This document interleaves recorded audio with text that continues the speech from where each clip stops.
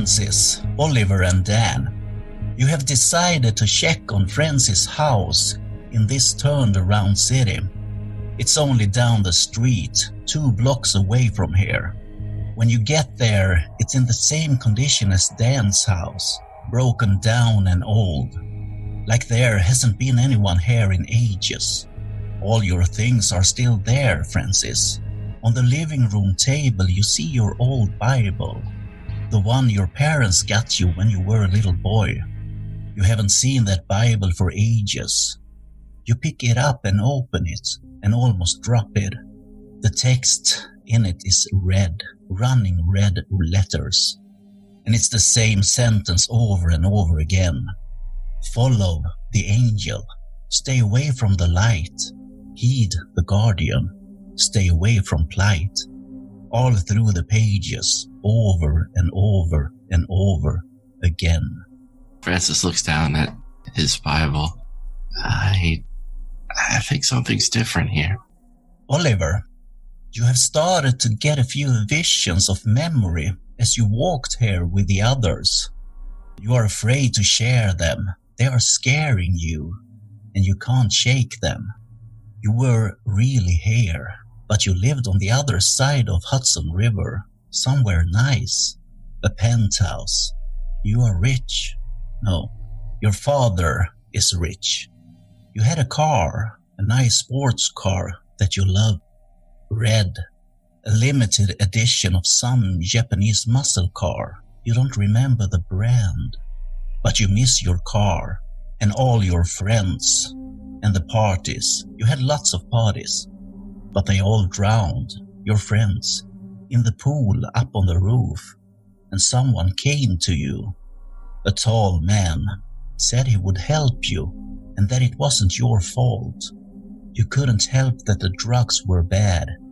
It was Sasha, that old fuck. He got you bad bash, and now all your friends are dead, lying in the pool. And that man, that evil man, he looked you up in the cellar with others, pumped you full of drugs, and changed your lives. He gave you false hope, and you were happy at first. But now you remember. Now you are awake.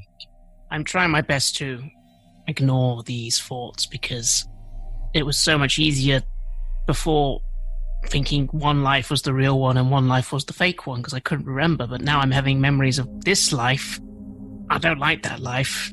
It's not me. It's not who I am. Sports cars, rich parents. That's my dad works in a truck garage. And then the stuff about drugs and pools. No, I'm just gonna try and ignore them. I'm just looking at Francis, and I sound impatient as I say. So you found what you're looking for? Are we done here? I guess so. Sarah? Sarah, are you here? There's no answer. The house, your house here, is empty. And you only see traces of yourself. Dan, you don't remember much from before, how you got here and where here is. But it feels like this is the reality. Once you met a man who told you he was your father, but he was faceless, with barbed wires and razor blades tucked into his skin. He told you this is reality, and you were gonna come here, live here, and now you are here. You really have to check on Vicky, if she's here as well. You wish she's not, that she's safe in the illusion, humanity's prison. You don't know how, but you know that the man you met was right. This is the real world. Another part of you really wish Vicky is here, and that you will find her at her apartment. You really need to get there now. There's nothing here. Francis looks pale. What's so damn special with that book? It's just a Bible. And why are Oliver looking like he's gonna be sick? What you do? Oliver, you right? Yeah. Yeah, just not feeling too well. I'm just having a hard time, being maybe dead or maybe not dead, or I try and smile, but probably doesn't look like I'm happy at all. Francis, you look terrible. Are you all right? That's a thing to say. You don't look so good yourself. I'm fine. It's just this scripture, and I'm trying to think everything through. I guess we're done with this house. I was really hoping for more, I guess. Let's just go. Let's go to Vicky's place. Why? She's not here, is she? I hope she's not here. She wouldn't be here. She's like, not bad. Right? I'm pretty sure that she's here. Vicky's apartment is 5 minutes walk from here. It's not very far. Yeah, Wayne just stroll right over. It's not too far out of the way. Take us 5 minutes. I look around, a little anxious, expecting any moment dogs or people to come out from a side alley or something, but I just nod, saying, okay, fine, what's one house to another house? Sure. We'll be fine, Oliver, and I'm going to just double check. Do I still have my 5 bullets in my revolver? You have 6 bullets in your revolver. You haven't reloaded it, you think? As I see that my revolver is fully loaded, and I give it a quaint little spin and click it back into place. We're going to be fine, Oliver. Just right on the way. Sure. Hey, how do you know where Vicky lives anyway? This is Jersey City, right? Yeah. I think so. Oh, yeah, didn't you guys come from America originally? Yeah. Mm. I mean, it's changed some, but yeah. Well, we were relatively close. Been to her place before. We can get there on foot pretty quickly. Okay, fine, sure. Let's go there. Yeah. You up to it, Francis? Sure. Let's go. The text echoes in your head as you walk out on the street, Francis. Follow the angel. Stay away from the light. Heed the guardian. Stay away from plight. The streets are empty. They are darker, and there's no people or creatures anywhere to be seen. But you see fires all through the city, even inside and on top of buildings.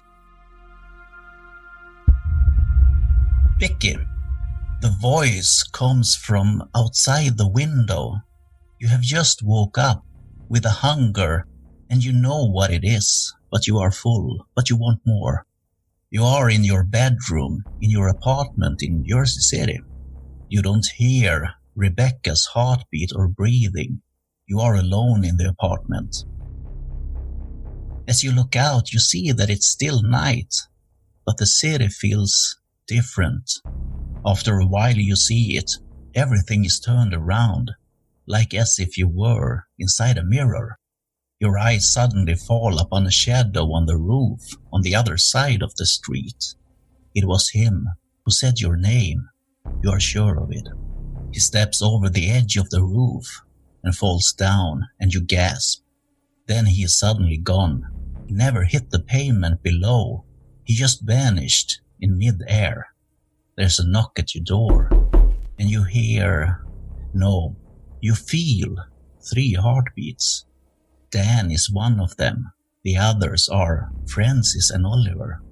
Your memory is foggy, but you remember them and the swap dealer. Dan and you made some sort of deal, a pact, but you're not sure what it was now. Another knock at your door interrupts your thoughts. What do you do? I'm sad that Rebecca is not here, but, well, one way or the other, I'm a lucky person, and who knows, maybe my hunger will be pleased by one of those beating hearts behind the door. I turn around from the window, still maybe mildly disappointed that the shadow of that someone disappeared in the city, but I walk towards the door and I open them quite widely and extend my arms welcoming people inside. Ah, you're here. Perfect. Come in. But no, fuck this. Why is she saying that? Why I'm saying what? In the manner that you say it, in the way that your arms are open, it's just tantalizing and it's seductive and it's improper in this place that we're at. I don't trust it. Suddenly it hits you, Oliver. You had a Nissan Skyline, a very special edition. There was only 5 of them in the world. Where's that car now? Then your eyes falls upon Vicky and your jaw drops. You're just staring. You know what, Francis? You'll want to talk about being trustworthy, so how about you just shut up for a few seconds? And I'm sure it's really good to see you, Vicky. Although, fuck, it's also not good to see you because that means you're here as well. I'm so sorry. Why are you sorry, Oliver? Because, well, we're all in hell, maybe? I don't know. And I'm sorry you're here. Fuck. Although, hang on, I'm not supposed to be here either, so maybe that's the sign. I walk into the apartment. This isn't hell. Oh? Where is it then? The other people we met said it's hell. It definitely seems like hell to me. I know. I'm not going to be able to explain it to you. It's just, this isn't hell. I mean, well, you can call it hell if you'd like. You could also call it Rhode Island if you wanted to. It doesn't really matter. New Jersey? Yeah. Good one. Also, why are we going in? And fuck you, Oliver. The difference between myself and her is drastic and large, okay? Francis, what kind of difference are you talking about? Oh my god, did you hear that? No. Oh, I can't handle this. This is... Francis, please, calm down. Come in. Do you want whiskey? Whiskey? Mm-hmm. Have you got things? Oh my god. I think I have. I haven't actually checked yet. I didn't have time. But I'm pretty sure maybe I can find something for you. If not whiskey, maybe something else. Wait, Vicky, I mean, you how did you get here? Like, what's the last thing you remember? Because the last time I saw you and Dan, there was, we were at Daniel's place, and then Daniel died, I guess. So much for saving my friend. And then now you're here. What Well, I don't remember anything like that. Well, maybe I do, but, I try to focus on some happier moments. I remember those, definitely. Okay. Well, great. Anyway, here we all are. Wonderful. I just go to the window, start looking out at the city. Why are we here again? You visited me. I'm pretty sure that you should know better why you're here. Why are you here? That's where I live. This is not where you live, and oh my god, I am like 5 seconds from cracking your skull open. I just don't trust you, and you... I think that you are very tense. Take a seat here on this couch. I am very good at the shoulder massage. And No, you seem to be don't let her do the shoulder massage. All see that there's whiskey and gin and rum and other spirits in the living room, as well as wine. I need Vicky. We need to go to the asylum to get the book. Wait. Dan, okay, you see Oliver turn to you. Again, I'm really trying to not focus on things like cars and Vicky. Yeah, you need to start... Okay. I don't want to sound like a jerk or anything, but you're starting to sound like you actually know what's going on. I give Francis one thing. At least he and I are on the same page of we have no idea what the fuck is going on. So this isn't hell. It's New Jersey. What the fuck does that mean? What does it actually mean? Dan, please, come on. Help me out here. Don't you even bother asking him. I have been doing that for so long. Dan never tells anything. Apparently he's trying to protect us. No, I wasn't saying a whole lot before because I didn't really know exactly what was going on so that I could explain it. And I'm really not even still quite there yet, but I can tell you that this place that we're in, I think is reality. I think that old world where we were, what we thought was normal life, I don't know if that was real. Don't let her rub your shoulders. Why not? I wasn't going to let her touch me. She gets thirsty. Dan, why are you ruining all the fun? I thought you really enjoyed it. No, I think I need you to come with your weird new self so that we can go to the asylum to get that fucking book. I don't understand as well why I'm new, Dan. Dan, come on, it's Vicky. She's... I mean, okay, actually... All right, because she's a fucking... She's a vampire. Oh, what the fuck? And a vampire might be a handy tool to have when we go to this asylum. Wait, because why? Why is there a vampire? What do you mean vampire? you know what a vampire is, Francis. I know conceptually, but... Oh, God. Well, Dan is just being funny, and his humor is usually very weird, used in a wrong place at a wrong time, Francis. This is me, just Vicky. no, it is not, because I remember you as a sniveling, sometimes crying woman in the back who couldn't do anything. Whoa, shut the fuck up, Francis. Shut the fuck up. At least be a bit, like, okay. Vicky, you tell us, because admittedly, you did seem before a little scared, like the rest of us, and now you don't seem so much. But again, Francis, just fucking lay off. Oh, fine, you tell her. Much. Thank you, Oliver. That's very kind of you. At least we have one man in the room. Oh my God, Vicky, you a bitch. Excuse me? So, Francis, it's like, you know, when you pray and, you know, you take on the pain from somebody else and you take on their wounds. I've seen you do that before, right?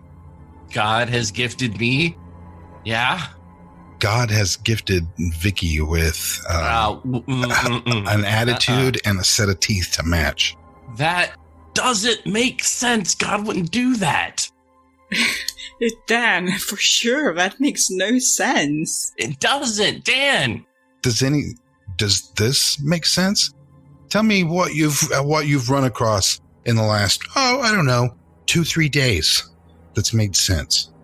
Gravity, the fact that I can walk. There are some concepts here that make sense. Okay, and so that's 2. Gravity and that you can walk. Give me a couple more. Everyone is acting as I believe they should be acting, except for this woman over here with the teeth. Oh, please, this woman has a name, Francis. Have you forgotten? I think... You know what? Let's just, Francis, God. why don't you sit down? Let her rub your shoulders. No, because... And then we can see you commune with God, you know? Look, okay, wait. Hang on. I think Oliver should. Oliver should what? Have his shoulders rubbed. I haven't figured out Oliver yet. I don't know if, well, for one, Oliver doesn't realize he's still thinking this is hell, which I purely understand, Oliver. I was there just 48 hours ago. But Oliver's, he's got to be able to do something too. I don't know what it is. I don't know. Well, you know, he can mow down people with reckless abandon. Dan, okay, hang on. Okay, I'm trying to be open-minded here. Okay. How do you know that what you think is real is actually real? Because, okay, I'll be honest. I got 2 or 3 realities at the moment. So how do you know which one is the real one and which one isn't the real one? How do you actually know? They're all the real one. Well, that doesn't make sense for me because I have 2 sets of parents in 2 different fucking countries and 2 different lives. Yeah, so I can't be both at the same time. I don't know. They're probably the same people. We just haven't figured it out yet. But I don't know, Oliver. I really can't tell you. I'm in the same situation with a lot of things, and I'm real curious to see how this goes. What do you mean curious? Well, that's just it. I mean, now look, I've had my eye ripped out. I feel like absolute shit. I mean, it's either, you know, go and just kind of, you know, figure out what really is going on or just curl up in a corner. Kind of step over towards Vicky just a little. Continuing the conversation, though. What is there to figure out, Dan? I mean, before when I met you guys, there was something to figure out. I had a friend to save. That all doesn't mean anything anymore. Now we're here. And what? I mean, I just want to get out of here. So is that what you want? You want to get out of here? I don't know if there is a way out. I want clarity about where it is that I am. There's obvious varying degrees from good to bad. Vicky seems fine right here in her apartment. I mean, I would like to go out and see what's behind these four walls, but why would I want to leave? Oliver, why would you want to leave? This place is amazing. How's it amazing? And there could be something in Dr. Hall's book. I have to go get the book because of the deal. What deal? Like, don't get me wrong, I don't know what's going on, but this, you want to do things, don't you? You just want to sit here in a house with whiskey. You had a life, didn't you? Friends, family, right? I mean, I had some. Yeah, there's some bit of a life. That's what you want to call it. Yeah, exactly. I had a life. And someone took it from us. That's the only thing that actually makes sense, because that's the one thing that does make sense, is that it's not just fucking random. There's always these people.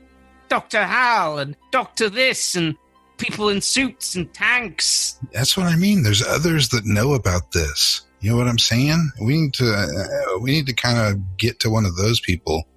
Next time I see a Dr. Hall, I'm going to be a little less like a prisoner and more like a freedom fighter.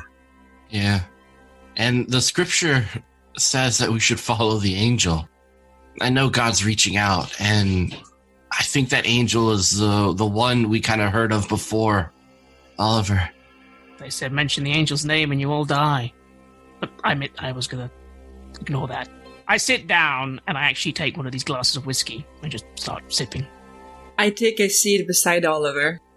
Or maybe we are all dead, in which case this is something new. And then we're going to have to figure out a way to make the best of it. Oh, Dan, I can assure you that you are not dead. Really? You don't think we're dead? I kind of thought we were. That kind of made sense. No, Oliver, you're more than alive. Trust me. Well, these bodies may seem alive. I don't know. That just could be all part of the illusion. Hell, even your need to suck blood could just be... Oh my God. Why you speak in such a disgust? It's just practical. It's not disgusting. It's real. It is what it is. So, But you really liked it. That's gross. I mean, it has its moments until you realize what it is you're doing. We need to go get this book. Oliver, you're starting to feel a bit jealous towards Dan when Vicky said that he liked it. I'm a little, but I'll try and ignore that as I sort of finish the whiskey quickly and say, okay, wait, Dan, so, okay, book. What do you mean book? What book? Why are we finding a book? I have to go get Dr. Hall's notebook from the asylum. The place with all the dead bodies? Do you even know where to find a book? Yeah, I know where Dr. Hall's office is, because we were all there. Remember? We sure that he's not there waiting for us? No, I am not sure about that, Francis, which is why I wanted to get our friend Vicky here, with the hefty appetite and dagger-sharp fangs. I don't think I would want anything to do with that man. Have you seen how he looks? You don't know. You might. He may have like 10 times as much blood that just... What are we even talking about, guys? I'm talking about using Vicky here as a weapon, along with my handy-dandy revolver. Should we encounter... Hang on. Vicky is a person. Vicky, do you want to be used? Thank you, Oliver. She's an abomination. I can't believe this, Francis. I welcome you into my home. I offer you my friendship, and you call me what? You're a Venus flytrap, and the only thing you've offered me is your honey. Francis, I'm really trying to be a bit nicer than I was earlier because, I'm thinking maybe I jumped the gun a fucking bit with you. But, how about the kettle that makes the most noise shuts up? Mr. Innocent. Oh, no, not so innocent. Yeah, Sarah and all that shit. Yeah, how about we just leave it there? Hey, just don't come crying to me when you're, on the floor without your blood. I mean, that would never happen to Oliver. No? No. That's good to know. That might happen to Francis, though, if he will be so annoying. Come at me. Oh, I will. Actually, I haven't had my breakfast yet. Wait. Okay, hang on. I think the worst thing we could do right now is, whatever's going on, we're all here, right? And we seem to be the only people not trying to actively kill each other. So that's something, isn't it? Why don't we just... I'll go with you, Dan. I'll go and find your book. Whatever. It may find a way to turn things back. Maybe this is the dark side of life. Not a life at all. Oliver, you just didn't see all what it can offer. I've seen plenty, Vicky. I've seen bloody Francis over there eating people's corpses. If anything, I don't know why they keep talking about you drinking blood, but I don't know, that doesn't sound as bad as eating people. I say, looking at Francis. Francis? What? What kind of abomination or whatever word you used are you, then? I'm a child of God, and I always will be. Child of God. Don't confuse the two. I'm not like you. I think you're going to find out, Francis, that God is relative. God is apparent and with us, no matter where we are. Until it doesn't make sense to you, and then you start going, what the? I can be confused and there be a God. There's many times in Scripture where the apostles have wrestled with God despite having every miracle shown before them. It's not unreligious or unspiritual to question. Alright, how about we skip that nonsense and maybe let's listen what Oliver said and let's just go find that book? Are you alright with that, Vicky? Again, you're allowed to do what you want. I mean, maybe sure that you'd realize if we can all get out of here, you'd prefer that, right? I actually don't know what I would prefer. I really like this place. I mean, after all, if not this place, I would have never met you, Oliver. Oh. No, that's not true. You would have... We met we met in a better time, where things were normal. At least they were for me. I admit that. Although I don't know if that was real anymore, which is kind of strange, actually. Then again, that helps me think that is real, because that is how I met you guys, not the other person. Exactly. Anyway, okay, I stand up. Let's just go and help out Dan, and maybe if Dan learns everything, then that's all I want, Dan. That's all I fucking want. I want to find a way out of this, and then I don't know, maybe get revenge for Daniel. I don't even know who he was anymore at this point. That could all happen. I'm not putting any limits on this, Oliver. You may get to see what it is you want to see. I'm not real sure. It's just bits and pieces, and Vicky here keeps giving me shit about not giving any information, so that's the information I got. Great. Come on, Francis, you're coming as well. Oh, thanks, yeah. Of course I am. Vicky, your food is going to go to the asylum. Are you going to come with us? First I will. Smashing. The streets are darker now, and it's impossible to tell the time of day here.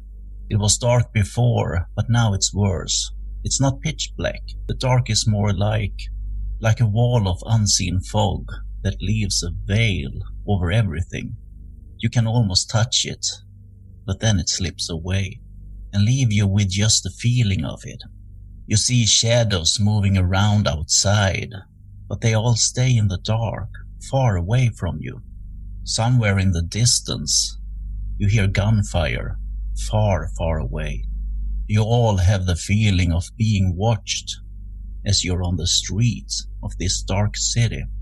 Vicky, you're starting to feel gloomy. The dark city is wearing down on you. It feels like this is a place for the condemned. You feel the corruption from them, the unseen on the streets, their impure blood, and the sickness that runs through their veins. It makes your stomach turn inside out, and you feel that you need to get away from here suddenly. But you sense something from the roof of the building across the street. Fresh blood. Where do you want to go? I would like to go there where I feel that I can get some content from getting a fresh, not that maybe corrupted blood. I'm curious what that is. Is that the same figure I've seen before? Yeah, the rest of you see Vicky move across the street to the building on the other side. What do you do? I'm distracted because I have a moment where I realize I just downed a whiskey, which is something I don't normally drink. I don't drink alcohol. How am I actually feeling? I realize I don't know if I still even have my pills in my... You feel pretty okay, a bit dizzy after the whiskey if you're not used to it, but you feel kind of brave in a way. I mean, do I actually still have my small amount of pills in my pocket after all this time? Yeah, you do. I take them out and look at them for a moment thinking, I'm not even sure I need these anymore. I mean, you say I'm still alive, but I don't know, I don't feel the same. Vicky, where are you going? You probably should stick together. There are people here who kind of want to murder us, kind of. Vicky, what are you doing? Oh, I just am following my, call it sixth sense. I think we have to go there. There are fire escape stairs on that building, but they are high up. The lowest one starts at floor 2. There's 3 different entrances to the building. All 3 leading into apartment areas. Vicky, we don't have time for this. We should go. Then go! For God's sake. Oh, we're doing this. Let's just follow her. I don't know if I trust where she's going, man. And we're all in this together, whatever happens, and despite being the horrific abomination that she is, we should still look out for her. As you move up the stair and through the corridors of that apartment building, you hear mumbling and people moving around inside the apartments. But you meet no one as you go up. The door to the roof, a heavy metal door, is closed and locked from the inside. You can just turn the lock if you want to head out on the roof. I would like to do that, yes. When you open the door and look out, you see a small round table, a white tablecloth over it, 2 white candles, and a vase with 1 single red rose, freshly picked. A crystal wine glass filled to the brim with deep, dark, red wine. There's a folded note on the table with the name Vicky written on it, nothing more. There's no chairs by the table. What do you do? I would approach the table and I would pick up the rose first and I would bring it to my nose just to take in the scent of it. Yeah, it's fresh. Then I would lay it down on the table. I would look at how beautiful this red rose looks against the white cloth. And then I would reach out for the note and I would read it. You open it and there's nothing written inside it. It's only your name on the outside. I try to look around more intently to see if there's nobody in any of the shadows of the roof, if there is like some sort of, I don't know, maybe some construction in there behind which someone could hide. You can roll observe a situation. Okay. 8. 8. You get to ask one question and I think you want to see if there's someone around, and the only one you see, hear and feel is Dan, Francis and Oliver. There's no one else up here. Why? What are the rest of you doing? I'm looking around carefully as we come up to this place, and I kind of call out quietly, like, well, Vicky, why are we up here? What did you see? Who's here? I didn't see anyone. It might have been someone very special, Oliver, but apparently it's not them. It's disappointing, actually. Very much disappointing. Who'd you expect to be here? I can't exactly tell who, but... Well, at least they left me a rose, and I would pick up that rose again. Vicky, did you see that, there's that glass, it's got blood in it? Oh? Yeah. No, I actually haven't noticed. I was enamored by the rose. Thank you, Dan. Maybe that's what you were smelling. I reach out for the glass and I smell it. Smells wonderful. You recognize the blood, but you can't put a name on it, so to speak. But you recognize it. You have had blood from this one before. Interesting. A vintage you're familiar with? Perhaps, Dan. Perhaps. I don't have to answer to all of your questions the way you do not answer to mine. And then I started quite hungrily drink the liquid inside that glass.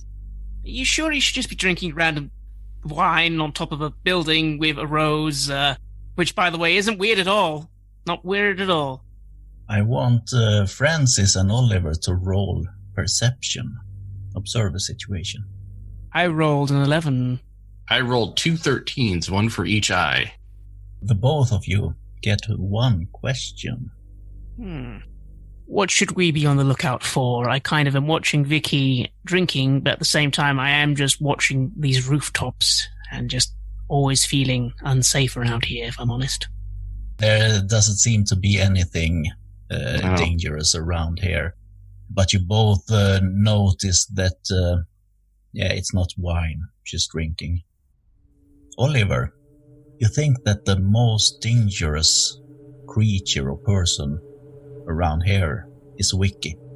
Don't like feeling like that, although a little part of my rationality is making me think that she is acting different. Can't deny that, but no, it can't be as they're saying. Not entirely. Appearances are deceiving. I mean, I thought Francis at one point was a fucking god, and that turned out to be bullshit, so, yeah. Vicky, like, what? You know what, no, we'll talk later. Let's maybe we should get back to finding Dan's book of secrets. So I finish the glass and I set it on the table. I clean my lips slowly and then I lick the remnants of the blood from my fingers while Oliver is talking to me, and I smile at him. Back in my head, I can't hold the thought that I'm looking at him just to think, wonder, how would he taste? But instead of expressing that, I just ask him, Oliver, why are you so nervous?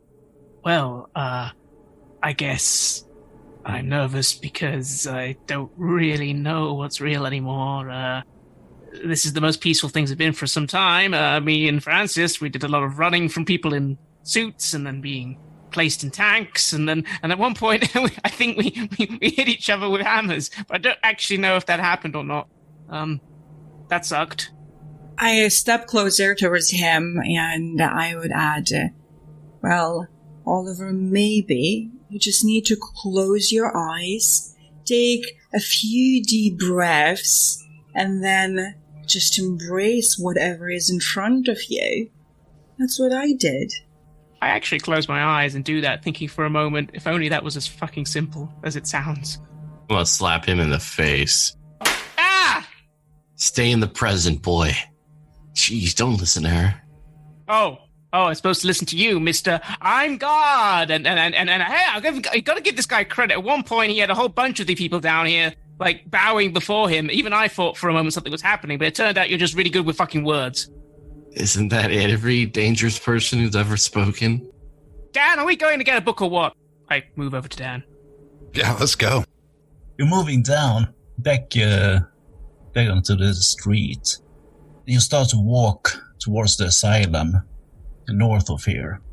And then, as you start to walk with the others, you get a flashback after a few minutes. You are by your computer in your garage, looking at this surveillance video over and over. You sit there for days, in your underwear, dirty, sweaty. You read. The footage plays up for you over and over. You don't sleep no more. Under your left hand skin, between the thumb and the index finger, a red light is blinking. You hardly see it, but you have been aware of it for a few days. It itches. The revolver lies on the desk in front of you. You pick it up, touching it with lust. You put it in your mouth, and you pull the trigger. Then you are back on the street of this dark city with the others. You hear yourself gasp, and you fall down. You're now sitting on the ground, sobbing. I want you to roll Keep It Together. 13. Get to choose and tell us, what do you do? Decide. Sitting on the ground, sobbing. You have only walked for maybe 5 or 10 minutes. It's a moment of guilt. You can lower your stability. That event, and then a realization that all of these people, I've thought all along that I brought all these people into this with me. I want you to do another thing. I want you to raise your soul by +2. Okay. Everyone else, tell me what you do as Dan suddenly breaks down for no reason you are aware of. I instinctively want to go over and assist, funnily enough, but I do kind of just look at Vicky and kind of pause for a moment, but then I do go back to Dan and I'm like, hey, buddy, well, you good? Are you okay? We don't need you going all bad. Yeah, I'm fine. I just had a moment. Yeah? I'm really sorry, Oliver, okay. that you got struck into this. I'm trying to find you a way out. I hope you realize that. Yeah, I believe that. I say quietly to him, like, I'm sorry if I'm being a bit...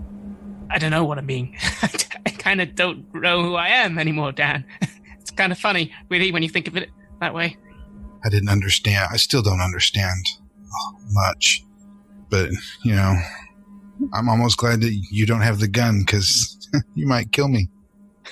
Oh, I'm about to say I haven't shot a gun before, and then I think to myself, I don't know anymore if I have or not. Did I, in that life of drugs and swimming pools, shoot a gun? That guy probably did shoot a gun.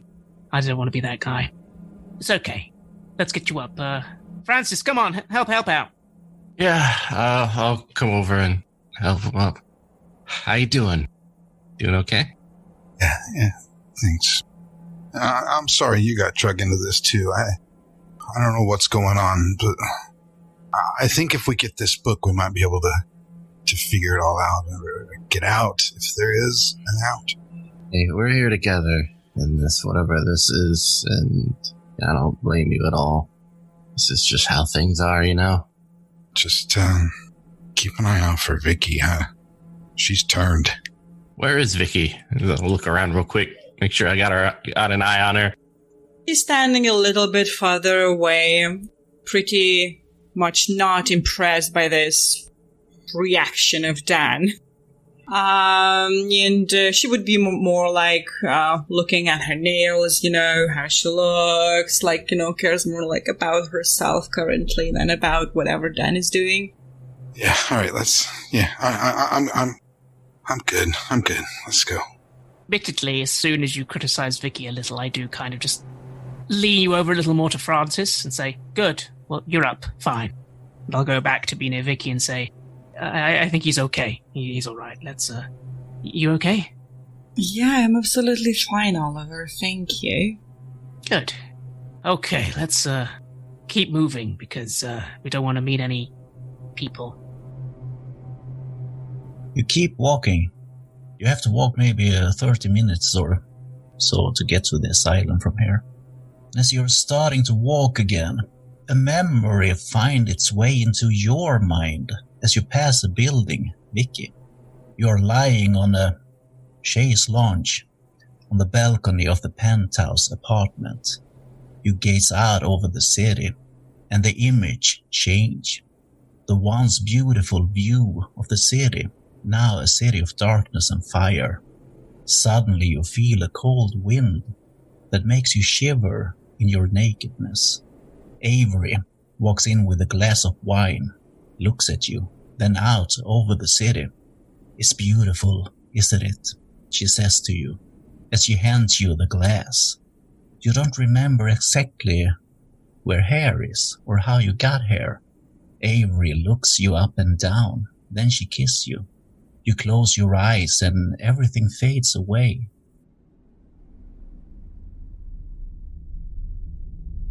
When you open your eyes again, everything is normal. You are back at the sofa, Avery next to you. She's sucking blood from your wrist, and on the other side a man, Tyler. You look into his eyes, and you watch his fangs grow. Then he bites down on your other wrist. You feel lust, and you lean back with a drunken joy, filling your whole body. I would whisper, looking at Tyler and then at Avery, and then back at Tyler. Who are you? Tyler looks at you and shh, and he continues to suck your blood. I want you to raise your willpower by +2. Oliver, you notice that Vicky is walking next to you with her eyes closed. She's walking as if in a trance, and you hear her say, "Who are you?" What do you do? Initially, I want to put a hand out to kind of steady her, but then that feeling from before comes back of suddenly being unsure if that's safe. I do it anyway. I just gently put a hand on her shoulder and I say, Vicky, don't you go now wandering off into illusions and fucking mind stuff. It's all there to mess with you, you know. Vicky, are you okay? And Vicky, you are back on the street next to Oliver. The memory fades away, but you still remember it. It's all fine, Oliver. You know, I was just thinking, before all this, you probably have been going to a gym a lot, didn't you? You look absolutely amazing. I remove my hand. Well, a little. Well, I think so. Again, I don't know which of my lives is real anymore, so I don't know, I think... I just start laughing really awkwardly. I hope, Oliver, that you will find a way to see all this through my eyes. I don't know if that's a good idea, Vicky. But, who knows? We'll find out, right? Of course, Oliver. Just, make sure being closer to me, that priest is a little bit suspicious, isn't it? Oh, I know. I'm trying to ease up on him a little, because I think I got the wrong end of the stick, but he's not a good person. Mm-hmm. Yes, we have to be careful. You and I. Yeah, I don't know. I think he's annoyed at me for being judgmental. But can you believe he keeps fucking going on about how I deserve to be here because you remember the car? And I was saving everyone's lives, and I accidentally... It was an accident. Calm down, Oliver. You did what you had to do to save Dan, me, Francis. I know. Exactly. Everything is all right, Oliver. Francis, roll intuition. Your 9 doesn't really tell you anything, but you hear what Oliver says when he's raising his voice, but otherwise you're not aware of what they are talking about. Yeah, I'm just looking at Vicky like, my God, she a bitch. During this conversation, by the way, it almost seems like I've completely forgotten that Francis and Dan are even there. How are you feeling, Dan? I'm still a bit upset. I'm just kind of observing, really. You have been moving through the city, and you are getting closer to the asylum. The last few minutes, people have started to follow you. At first there was just a few, but now there are at least 100 or more. A chant has started from somewhere, and it takes a while before you hear what they are chanting. Our prophet, the savior. It gets louder and louder as you walk, and within just a few moments, it's deafening. Francis, you feel your head start to ache, and you go down, and everything is black. You find yourself in a large area. Bright light comes from all around. You are standing on a white marble floor in a gigantic hall.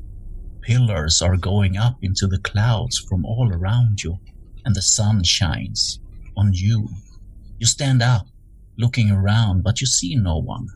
For a long time you just stand there, listening to the silence, and you feel calm and at ease. Then you're back, and you know what you have to do. You must lead the people here. You are their faith now. The rest of you saw Francis go down for just a few seconds, then he stands up again. His eyes have a light you haven't seen before, and as he's looking at you, there's a feeling of awe. Further up the streets from the asylum area, the Guardian appear, leading his creatures, naked beings, humanoids, walking on all four. They have no eyes, and they smell the air. The street is now full of them, hundreds of them. In the middle of them, the Guardian is much taller than a normal human. He have large hooks piercing his naked skin, chains hanging behind him like a potted metal cloak. His arms end in two long blades where the hands would have been. They stop, maybe 100 meters in front of you, and wait. The masses behind you stop as well, and backs away. Now, terror fills the air. The people that follow seem to want to turn and run. What do you do, Francis? You might be able to convince the people to stay. I want you to raise your charisma by +2 permanently. Francis will step forward, starting to take off his clothes as he does his pale, naked body before the growing thralls of his people. I will just take a step towards Vicky and just say, be very careful with him now. This is what happened earlier. He might actually just be careful. Dan is just sort of watching curiously, and then you can just start to see his jaw go a little lower and lower as the surprise grows. And when he starts taking off his clothes, then I'm probably going to say, Francis, what the fuck are you doing? I would just roll my eyes and I would try to look away, maybe focus a little bit more on Oliver. So Francis walks forward, hands outstretched to the masses. The mass of people walks backwards, silent. You feel their eyes upon you. People, there is no stronger word than love. It is with these words manifested by my flesh, whereupon you see it right now, that I come before you not as a prophet, but as something much more. In the hallowed halls of those who have come before me, whose mouths have leaked such scripture and beauty that shall be held by mankind and all other entities for eternity. I come before you upon this pedestal with the mosaic right behind me, its likeness of my eyes. And I see you, and I say with the utmost conviction that I love you. And it is with this love, this very love, that we shall scar the foundation of this world. We have been made slaves, chained and crawling about on all fours We are but worms in this world, but I tell you this, I will rise, and you will all come with me. We will stand up on our hind legs. The progress and civilization of humanity before and afore us. Time does not make a difference. We are the conception of time and civilization. The stars that marked our starting fall away, and we must go deeper into greater pain, for it is not permitted that we stay. In fact, pain and suffering shall be the ladders by which we ascend into places we can dare dream of.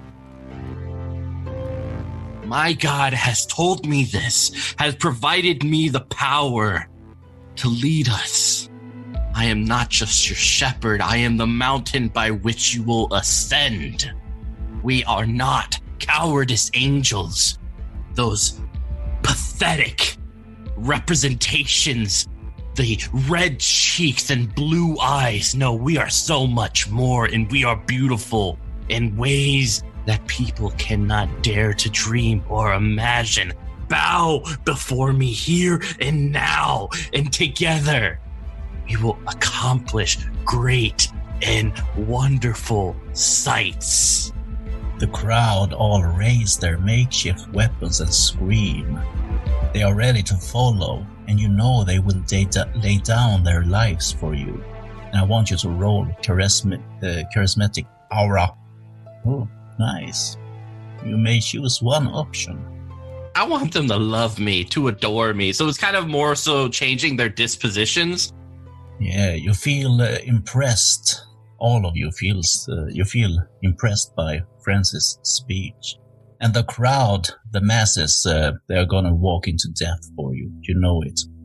A thought crosses your mind, Francis. They can't die, but the ones who fall will never heal.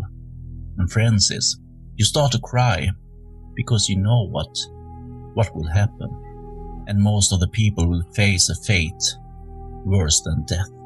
And I want all of you to roll Keep It Together before this coming battle. Well, I roll a 4. I rolled a 16. Dan and Vicky, you're standing your ground. You're sure of yourself at the moment. But Oliver, you can lower your stability by -2. You're shaking and you're afraid. Yes. Francis, you can choose one option. I think I'm going to slowly go to anger, kind of like my fist clenched, kind of feeling the zealousness and sorrow and anger about everything. And right now, there's nothing more than I want to see than flesh torn asunder and eyes ripped out and gouged. So you can lower your stability by -1. You're still naked, by the way. Let's do this. Oliver, during Francis' speech, you feel things are starting to change. You remember the cellar again, with all the other bodies on tables around you. You close your eyes, and you remember what happened to you. 2 men was waiting for you each time the blue liquid affected you. They dragged you out of the dream, and was back with your real body. Your body rotten and old, not functional, not able to move. The man and a woman standing around your body, doing things to you, reshaping you into something else. Their own bodies changed. They were full of spikes, chains, and metal shards, wires and tubes going in and out from the joints of their arms and legs. They are cutting into your flesh, adding metal blades, and sew it back together with thin metal wires. The torture is unbearable. They remove body parts, then put them back modified with metal and wires. The change is going on for days, and you are awake and tormented all the time. At the end, 2 curved blades are placed on your chest, and your skin is soon shut above them. You come around just at the end of the speech, and you feel a pain in your chest, a burning pain. and you grip your chest, and you feel them, the blades. They burn through your clothes and are in your hands, 2 curved black metal blades, sharp, and they whisper to you, "Give us blood, souls." And you are filled with a rage. The guardian screaming, pointing his 2 blades towards you, Oliver. The hounds start to dash forward towards the masses, and you, the crowd behind, do the same, rushing to meet them, screaming. Oliver, tell me what you do and raise your violence by +2 permanently. I'm filled with initially horror and terror at what was happening a moment ago. I felt powerless, thinking that Francis would commit to some horrible deed, and I was right. He's going to send people to their deaths, and then I feel this feeling and these memories, and I see these things appear in my hands, and I'm just filled with this rage at all of this, that none of this is fair, that Vicky shouldn't be here, I shouldn't be here, Dan shouldn't be here, even Francis maybe shouldn't be here, maybe this isn't our fault, it's someone else's fault. And I just step a little in front of Vicky, even though part of me thinks that she'll be fine, but I do it anyway, and I run forward with these blades, running to one of these things, these eyeless things, and I'm going to spill its blood for her and myself and whatever, and the rage just consumes me.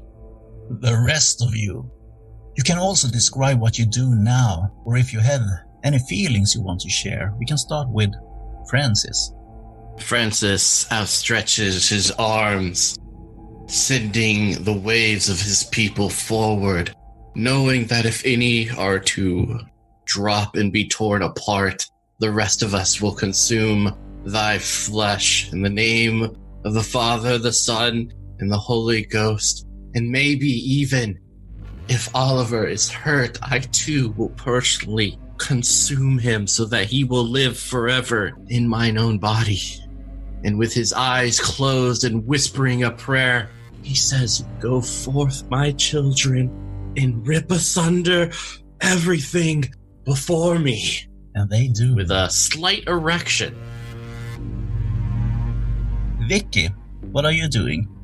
I would like to find myself sort of a position where I would feel safe, as if I wouldn't be noticed or seen, but a position from which I could keep my eyes on Oliver. And Dan, Leslie, what are you doing? I am watching this slack-jawed in complete amazement, kind of curious how this is going to turn out. And I will, if I can see where Vicky's going, I'm of the same opinion. I know I have 6 bullets. This is a lot more than my 6 bullets can handle. So I'm going to, out of sight, out of mind is where I would like to be. The hounds and the masses of people clash together. Screams fill the air as people are being brutally mutilated by the beasts. Some hounds go down, but they don't stay down, as the people do. They are soon up again, and targeting another victim to play with, as they tear their bodies apart with claws and teeth. All around, mutilated bodies lie, and they never stop screaming. They never die here. You are all involved. If you didn't move forward with the rush, you had a hard time staying in control. Some of you might have been turned around, dragged along, or maybe you were attacked by your own will. The creatures attack you as well as you're trying to get away, and they come at you from behind. Everything happens so fast and with such fury that you never really had any time to get away, if that was what you wanted to do. Dan, you have 2 creatures circling you. All around you, people are fighting. You don't see Vicky or the others any longer. You got all turned around and confused. What do you do? Can I see my location in relative to the asylum? Yeah, you see the asylum maybe 200 meters on the other side of the creatures and the guardian. There's no way around them. I have 2 that are circling me. Yeah. They are going to attack you soon. I would like to use my genius. 13. 2 edges. I think I would like to use logical, and can I use that like in combination with of like violence? I want to shoot one. Yeah. I also want to use quick thinker as soon as one of them comes at me. Roll violence first. 12. You inflict damage. Where are you aiming? If I can only go for one, I'm going for the head, going for a kill shot. You're killing the first one, but the other one is almost on top of you. But if you're using quick thinker, you get away. He jumps past you and he's a little bit confused, but he turns around and is getting ready to jump at you again. But we're gonna go over to Wiki. One of the creatures have suddenly pinned you down. It surprised you and was over you, pulled you down, and is now over you, trying to bite you in the neck. What do you do? It's trying, but yet not biting, right? I can feel like it's leaning towards trying to bite me. Yeah. You can counterattack or try to avoid. I would like to try and avoid them biting into my neck, and I would like to bite them into their neck with my, I don't know, fangs. And Vicky, you can roll violence. 6. Help me, Oliver! You miss him and he bites you instead. And I want you to roll endure injury with a not -2 but a -1 penalty, since you have your new ability. 17. He doesn't pierce your skin, he just slides off, but as he's trying to bite you, and you get away. Then we're gonna go to Francis. You are surrounded by people. They have formed a circle of protection around you. You can't attack, and you see people on the outside of the circle go down, but new ones take their place to protect you. What do you do? With kind of moist lips as I lick kind of the spittle dribbling down, I say, bring me the flesh of everything that dies upon the battlefield. I will consume it and they will become eternal. Oliver, as soon as the two sides clashes, the tall man, the guardian, starts to walk straight for you. He moved through the masses with no problem at all. He challenged you by screaming and pointing one of his blades at you. You are running towards him. What do you do? Do I have even a moment or two to observe the situation and possibly get some benefit before I blindly charge into him? Yeah, you have a few seconds. 10. One question. Yes. What can I use to my advantage? You think that this guardian, he seems probably most unprotected around his neck or his face and skull. And you can probably use the creatures around him. If you they are running on all four, you can probably jump up at one's back or something and lunge yourself towards his neck. Yes. I'm not really sure how it's even possible that I'm thinking in this manner. It doesn't make any sense, but I go with it. It almost reminds me of how I was when I shoved the syringe into one of these, something's neck, the blue liquid. And yes, I get a +1 to, I'm guessing, a violence roll. You do. 20 with the +1. So, you can tell me how this goes. You will bring him down, and I want you to describe it. It's as I'm looking at the strange hound-like beings and thinking that I can use them, that I do just sort of start moving quickly, weaving between them. They snap at me, of course, but somehow I'm just a little quicker than they're expecting.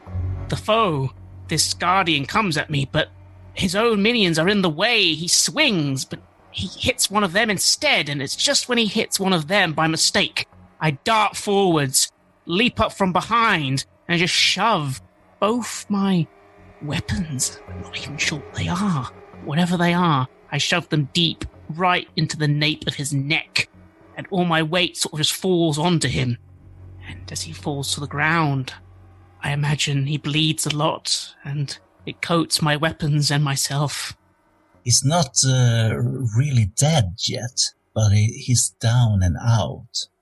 Oh, I see.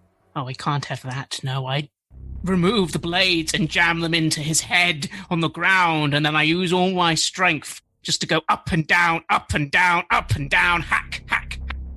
The hounds, the creatures around you, without any scream or sounds at all, they are starting to run away in all directions. All around there are screaming, mutilated bodies, hundreds of them, but only a few hounds. All the hounds are dead, though, and so are the guardian. But the people, the humans, they are still alive no matter how mangled or mutilated their bodies are. And the rest of you stand up and you see Oliver has taken down the guardian. What do you do? Slow clap. But yeah, I'm looking at Oliver, and to my people I say, that, my children, is our champion. Embrace Oliver. He shall be on my right-hand side. The ones standing are cheering and screaming, but it doesn't drown out the sound of the mutilated and tormented bodies all around. Dan, Vicky, what are you doing? Dan is standing there just in sort of amazement at this entire scene. Really, I'm trying to piece this whole world together and what all of this actually means. Francis in this situation concerns me, especially with his rhetoric and the fact that he still won't put on any fucking clothes. Where is Francis' clothes now? You may never know. Francis, do you want to try to find your clothes, or? No, he's kind of enraptured by this whole thing. Eating the parts of flesh and consuming those around him so that they can live eternal. I want you all, even Francis, to roll Keep It Together now that you're seeing Francis and his wild side. Oliver, you don't feel so good. You can lower your stability by -2 again, and you're starting to vomit. I feel it's not just what he's doing, it's just what I've done. And just as that sort of strange adrenaline starts to wear off, I just am like, ugh! And then you can also lower your stability by -2, but you aren't throwing up, at least, but you're really disgusted. Francis, you keep doing what you're doing. I would like, in the meantime, approach Oliver and sort of stand behind him, and I would try to reach with my hand for his back as if, to pat it. Then I would hesitate a little bit. But then finally I would just gently try to brush over his back and just say, everything will be alright, Oliver. Oliver, you are a hero. You saved all of us. You're strong. I turn round and I see you, and I lean towards you quite heavily, saying, Hi, Vicky, are you okay? I'm sorry, I don't know what I did. Are you okay? I am fine, and just because of you are the hero. Whatever you did, you saved us. You have to carry that in your heart. You are courageous, and everything will be fine to you. Am I? I don't know if I feel that way. I feel, look at me. What have I done? And Francis, we need to be careful. They'll listen to him. They might not listen to him forever, but they're listening to him right now. Please be careful. This is the perfect time, Oliver. Oh, I feel Oliver would love that, but he's a bit too shaken, and he'll set. That sort of thinking. He's just happy Vicky's there. And he just sort of leans forward, sort of collapses into her a little. If you will allow, Vicky would like to just give him a hug, and she would whisper into his ear, We will figure all this out, and we will be fine, I promise you, Oliver. He holds her tightly, perhaps not paying any attention to the fact that there's probably quite a bit of something, blood or whatever that thing bled, probably all over her now. Yeah, Francis is going to be watching Oliver, despite eating. Dan, what are you doing? Dan is info gathering through observation and also scanning, looking for Francis's clothes or some clothes that I can put on Francis.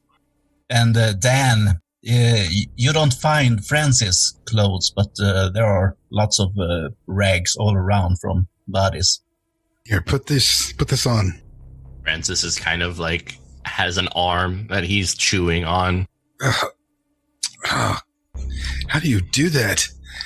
It's just meat, my child. All of it is just meat. The other survivors around have started to gather together the bodies, and they are bringing them down the street and into houses, into different houses. Maybe they will try to help them, but Francis and Oliver, you are pretty sure what they will do with them. I'm like, children, do not gather into your homes as if you are ashamed to eat. Bring it forth before my table, and together we will pray as we dive in to this lovely, bountiful meal that we have. No one is doing that. And the street is empty in just 15 minutes. With that realization, I'm going to put some clothes on and hide my erection. It's more awkward now than it was a little bit earlier. I'm still keeping that hand, though. I'm still holding tight to Vicky, eyes closed, just trying to make sense of this all, really. I'm not sure what happens to these blades. I probably still am holding them. Yeah, you have them in your hands. And you know that you can place them on your chest if you want to put them away under your skin. I suppose I'll almost weirdly do that, and it's an unpleasant feeling, but I do it. Yeah. And then It hurts. It really hurts. And then I look at Vicky and say, what even are we anymore? What even is all this? Really? Now they see the truth. They see the world the way it is. You are who you are, and I am who I am. We are free, Oliver. It's freedom. I don't know if this is freedom, if I want to be free. And I look towards Francis, seeing the others go away, and I whisper, they see. He can't hold them forever, I don't think. That's good to know.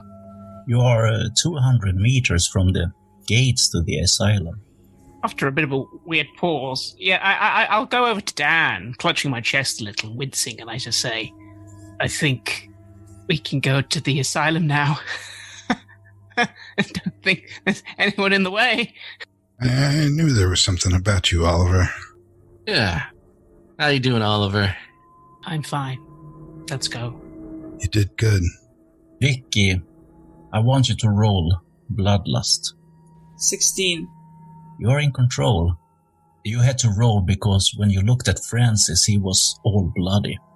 Pity it's not -2. Oliver was bloody as well, but that blood was wrong. Francis is bloody with human blood.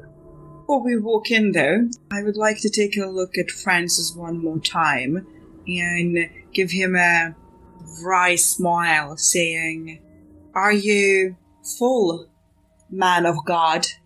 Am I full? Am I full of glory, passion, love? Or are you just saying I'm had my fill? Are you no longer hungry? I'm always hungry. Francis, please roll willpower for me. 12. You're starting to feel a little bit sick, but you can hide it away. You see, every Sunday we go before the cross and we partake of Jesus' flesh and his blood. This is no different. It's a way to keep memories alive. Oh, I definitely saw that. remarking to Dan's comment, meanwhile, he said I did good. I say, it's fine. I don't want anyone to... We would have been in serious trouble there. I almost wanted to run away from all that, actually. For some reason I didn't. That was the good part. You didn't run away. I kind of feel I'd be a better being if I had, in a way. I don't know if this is better, is it? You tell me. I don't know, but you've got some strength, so, be confident.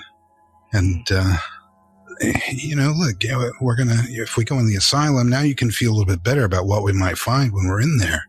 If Dr. Hall is there, he can't be any worse than that thing. No. But I don't know, don't you need information from him? I kind of feel like I just like to, stab his eyes out and then his tongue and his mouth and that doesn't seem normal to me, Dad, but that's what's going to happen. Yeah, well, one thing at a time, Oliver. Just, one thing at a time. We'll probably let you do all that. But, if I need to get some information out of him, you may come in handy, or Vicky over there. She might come in handy, or Francis. Jesus, did you see that? Yeah, I saw it before. That's why you got to be careful when he's like that. I didn't want him doing anything to... I sort of taper off a little at that, and I move back towards Vicky. You move up the stair, and as you're just outside the doors that leads to the lobby, you hear a familiar voice from the inside. Why would you do this to me? Haven't I done anything you wanted? I'm not to be made part of this experiment. I started this experiment. Do you hear me? It was I who found out that we could store their minds after death and have it control their dead body. Do you fucking hear me, Anatoly? I told you, I don't know where the bodies are. I haven't moved them. Hello? They should still be in their graves. I don't know who moved them. It wasn't me. It wasn't me.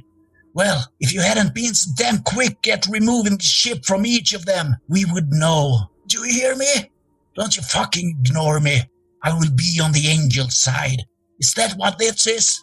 Afraid? So you sent me here to be condemned. Don't you think I can get out? I helped create this mirror image of the city. I laid down the plans. The voice is Dr. Hall's, and he hadn't noticed you yet. But then he says, So this is it. Now I understand. You are here to face me, and that's the angel's plan. And he turns towards the door. Dan and Vicky, you see that he's holding a small notebook. Dr. Hall starts to change in front of your eyes. Bulging fat is let loose around his body. He seems to double in mass. His eyes big, white, with the red veins pulsating. Then they fill up with blood. His grey skin cracks and blood pours out from blue and green veins. A stench fills the room. Both his hands shoot out to the side with a jerk of his wrist. Claws is pushed out through his fingertips. He's totally changed now. A monster stand before you. Dan and Vicky, the notebook is gone. What do you do? He's in the middle of the lobby, and you are at the door. I'm scanning to see if I can locate the book in plain sight. You can roll, observe the situation. Yeah, you see it. The book is between rolls of fat on his body. You see it sticking out just a little bit on his left side at his belly. Dan's not going to ask any questions. I'm very comfortable with this beautiful revolver of mine that has not left my hand, and I'm going to aim it at him and shoot him. You can roll violence. You can start. Do you want to unload the whole revolver? I would. Pull the trigger until it goes click. 14. You hit him with the first few bullets, and he starts to rush towards you, and you keep shooting. What are Vicky doing? Well, I had a plan, but Dan obviously had to ruin it. So now I will just take a step back.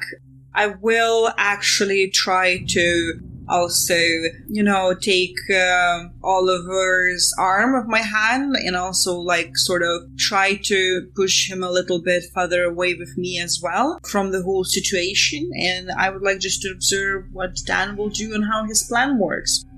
And Oliver, do you let her? Yes, as I see this being before me, it's the first time, really, despite everything, that I've really seen this being. It's just another monster from a nightmare, and Dan is shooting it, and Vicky is pulling me away, and I want to go where she goes, so I will go. I do reach to my chest and just again attempt to rip out one of these blades, wincing, I imagine, as it hurts. Yeah, it hurts, but you get it out. But I will let her lead me away, just sort of saying nothing, really. Francis. Francis is kind of coming down from his fever dream a little bit as he's looking at this monstrosity, and he doesn't have the tools that he normally has. But he is a man of God, and thus he is compelled to move forward. And with that, he will, with his half-eaten hand that he had picked up earlier, rush forward and try to smack this behemoth with it. You can roll violence. 11. You hit him, but you lose your hand as you're hitting him with it. He looks at you instead of Dan. And Dan, you can continue to shoot. You have unloaded half of your gun's bullets. Yes, I want that book. 5. This is not good. Francis, roll avoid harm. 12. You feel a bullet almost hits you. You feel a burning in your side of your neck, and you see the bullet hits this fat, large creature of a man, and you know that you almost got shot by Dan. And Dan, you hit with one bullet, but you miss with the other two, and you're out of bullets. Then we're gonna go back to Vicky and Oliver. Any new plans? Oliver, let me try something, okay? If that goes wrong, then you will be able to help these weak boys with your strength. You're okay. Okay. So I would start moving towards Dr. Hall. I have no weapons. I don't seek any weapons. I actually try to look at him and find wherever in all his form I can find his eyes. I want to look into his eyes and just say, Dr. Hall, you are an intelligent man. How about we talk about all this? I might have heard your conversation with Anatoly, and I think he does not appreciate you the way you should be appreciated. I think that we have a common enemy right now. He stops for just a few seconds and he looks at you, then back at Francis, and his claws comes down towards your face. Francis, what are you doing? Francis, seeing the claws, doesn't want claws and will try to dodge away. Roll avoid harm. He hits you, and you can roll oh crap, fortitude with minus, let's see, where do I have my nose? Minus 3. Oh, 16. He just scratches you a bit, and you're still standing. And Vicky, you're it takes a while for you to say this, and he looks back at you again, and you're halfway through, and you have to almost raise your voice so that he will hear you. He seems angry and not very focused on what you are saying, and now he looks at Dan. Dan, what are you doing? Now that I'm out of bullets and Vicky started talking to him, I'm just sort of watching the situation. Can I roll genius? You can do that. Let's see if I can figure a way out of this. 15. Your next opening is, seems like magic, but your revolver is fully loaded again. I look at my revolver. Yes. Pointed at him again, but I see that Vicky is talking to him, so I'm going to hold off pulling the trigger just yet, and let's see what he does. But I want that book. And Oliver, do you do anything? I just sort of carefully move behind Vicky, keeping close, but for the moment, trusting whatever she's doing. I feel a little conflicted because I'm pretty sure this guy might be responsible for everything, but I don't know that for sure, so I'll listen to Vicky. Vicky, you have 3 options as you're trying to talk to him. You can either use your fascination, trying to get him to be fascinated by you. You can use your erotic if you want to inflict lust in him. Or you can use just charisma. So I would like to choose immediately that Dr. Hall would be distracted by me, and for as long as I'm in the vicinity, he would be unable to concentrate on anything else but me. Yeah, he turns and stares at you and his jaw drop and you hear him, And Francis, you're next to him.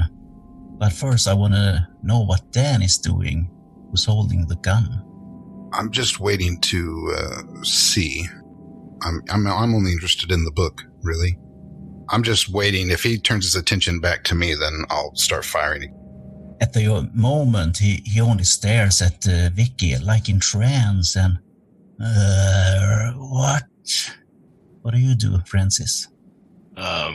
With him turned away, Francis, with reckless abandon, will strike out. You strike him where you want to strike him. It's not as powerful as you want, but you can describe what happens.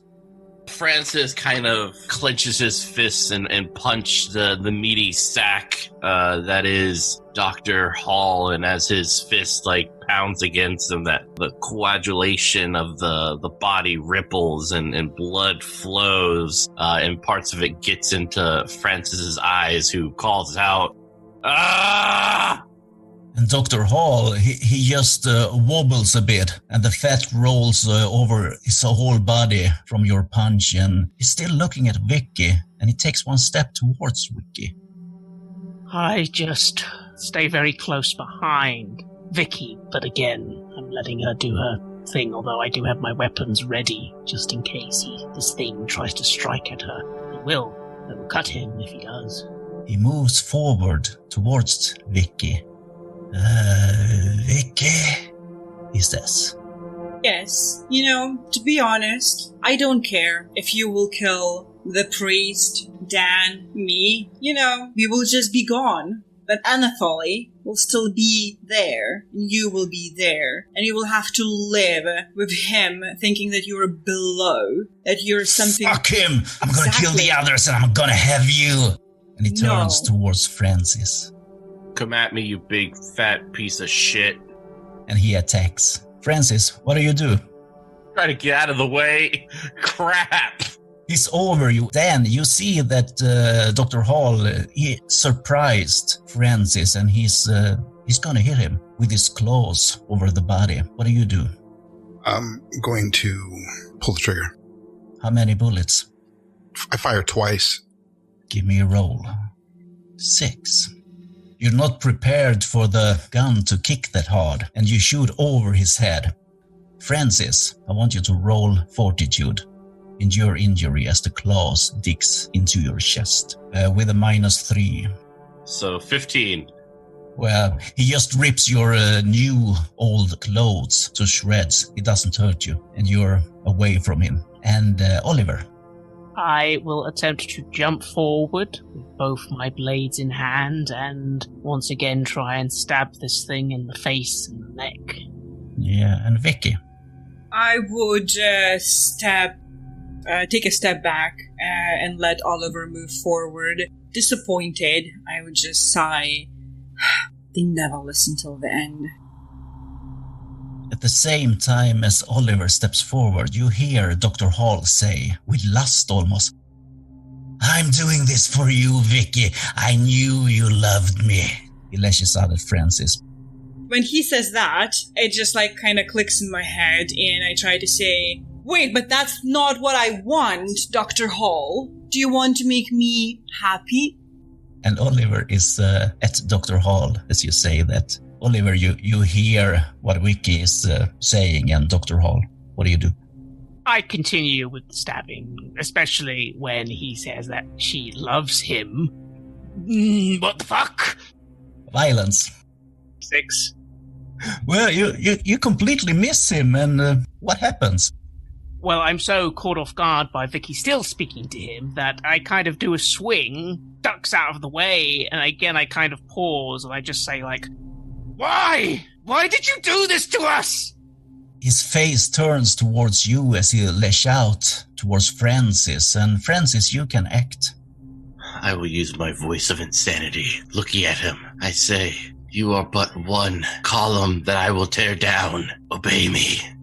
He doesn't seem to almost hear you, but maybe something goes in. You know what? I want to see if I can maybe, with my amazing sexual prowess, try to have some of my fellow companions, and maybe Dr. Hall too, find me a little slightly more enticing.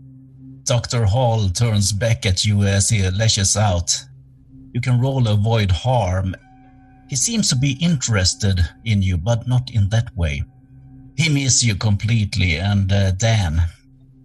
I was hoping to roll genius. You can do that. 13, 2 edges. I'd like to use logical right away and shoot this guy again. How many bullets? 2. You hit him with +1 harm, and I will let you decide where you hit. I'm trying to kill him, still trying to go for that fat, ugly head of his.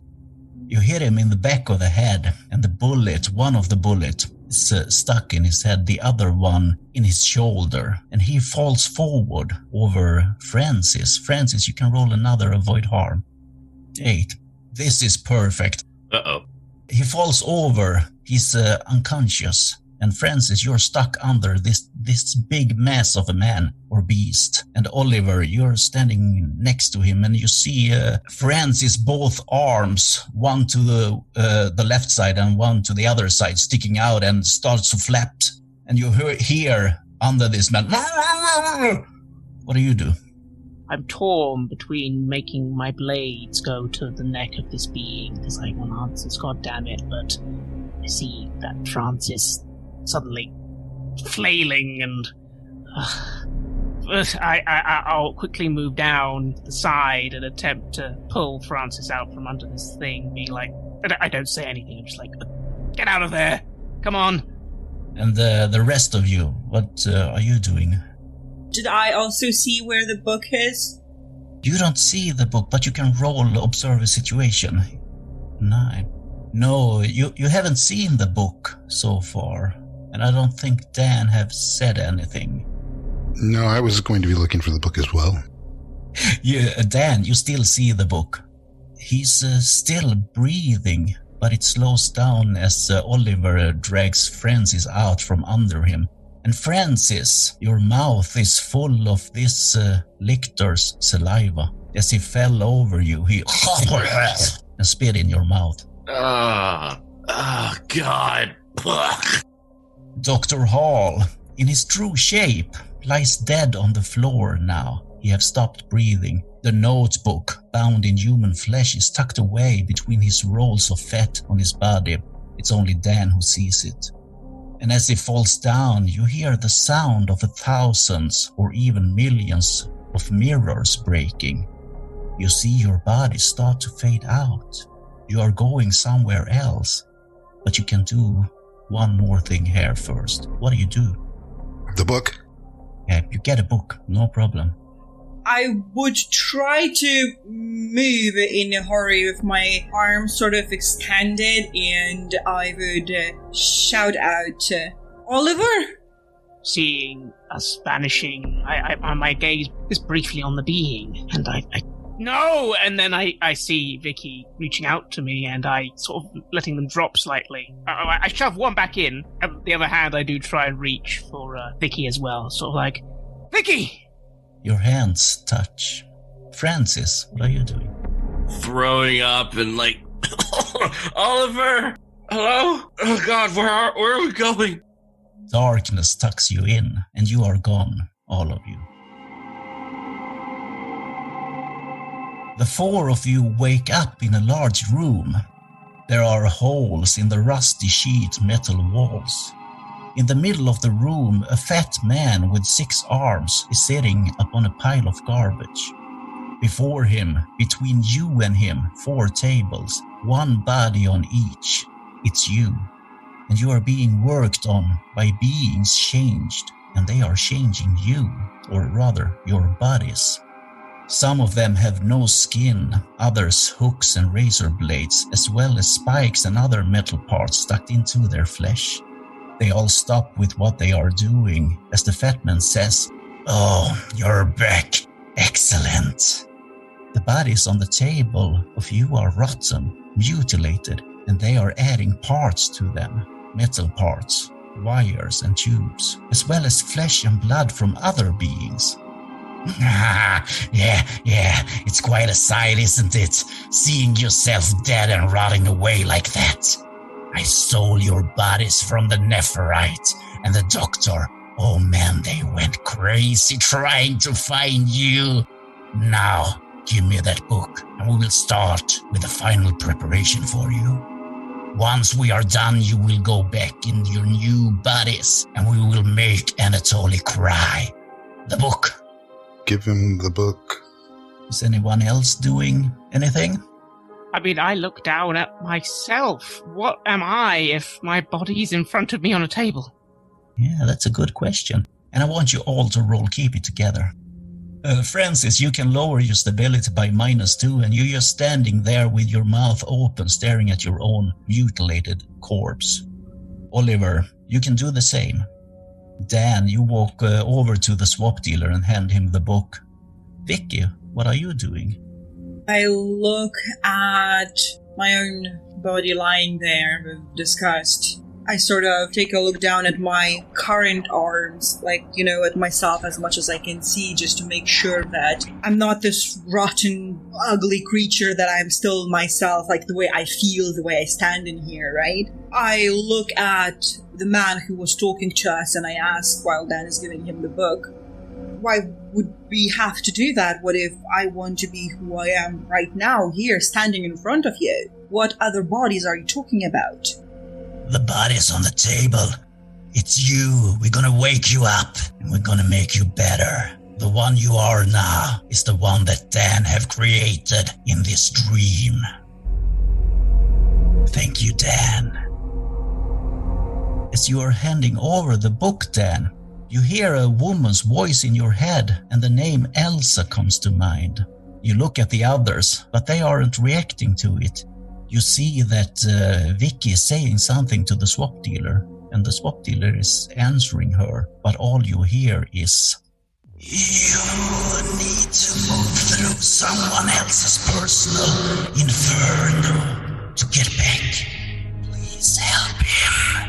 And on the way you will save your grandfather and your sister, Edward and Jackie. Edward had opened the way there. And you need to hurry before she dies from the strain. Just close your eyes and let me take you there. When it's done, the dream will die."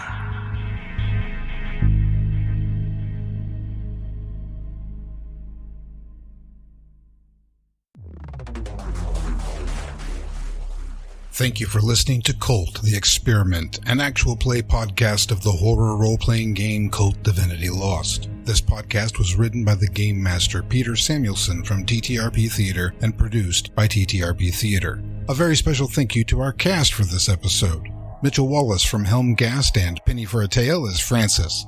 Craig Austin from Red Moon Roleplaying as Oliver, joining Curtis Wilkins and Minta Krikomi from TTRP Theater as Dan and Vicky. KULT Divinity Lost is developed and published by Helmgast. Visit KULTDivinityLost.com to start your own game today. Music in this episode is thanks to COAG and can be found on YouTube. Search COAG. You can find all of our productions at TTRPtheater.com. If you enjoyed this podcast or our other productions and would like to support our work, please visit our Patreon page or subscribe to our Twitch channel, twitch.tv/KULTDivinityLost. Please don't forget to rate and review this episode on your favorite podcast outlet. Thanks again from the cast and crew of KULT, The Experiment, and all of us at TTRP Theater.